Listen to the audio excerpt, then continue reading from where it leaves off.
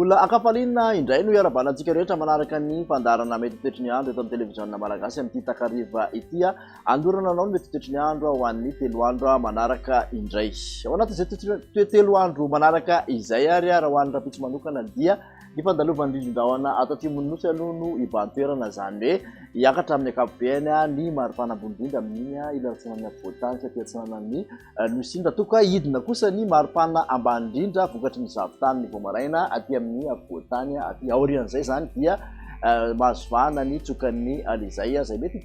terikandro ny takariva vokatry izay hojerentsika amin'ny tsipiria moa zay toetry ny andro izay ho andra-pitso maraina zao araky nambara teo dia misy ny zavotany na andianjavona ny vomaraina aty amin'ny avoatany amanontolo iny mbola mipetratrany alohan'ny orana malefaka aty amin'ny sava sy analanjorofo sy ny toamasina aty ny akoatr'izay dia masoandro mibalika no tena iban-toerana. Mitolakandro kosa indray makasika an'izay toetry ny andro izay dia mbola mipetratrany ihany ny orana miatoato aty amin'ny sava analanjorofo motsiraky ny faritra Atsinanana ny akoatr'izay aloha fandebon'ny rahona sy ny masoandro.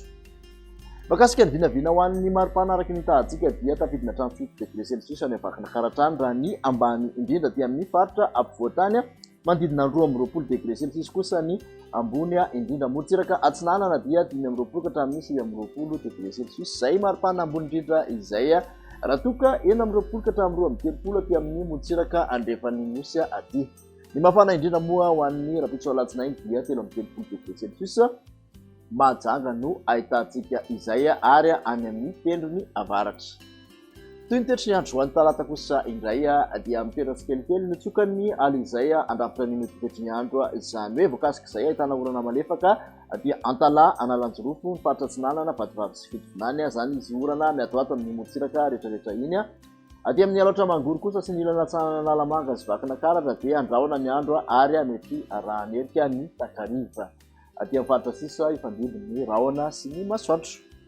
Makasika maripana dia mandidina 1 ka hatramin'ny 3 aty amin'ny avoatany ambony indrindra motsiraka Atsinanana eo amin'ny 9 degré celsius eo ary 9 ka hatramin'ny 13 ny motsiraka andrefan'ny Nosy tafakatra 13 kosa ny mafana indrindra manerana ny Nosy majanga no ahitantsika izay. Amaranana ny toetry ny andro ary ny alarobia dia mitoetra ny tokany alizay amin'ny ankapobeny indrindra fa ho an'ny tapany avaratry ny Nosy misy zany ny orana malefaka miatoato aty amin'ny sava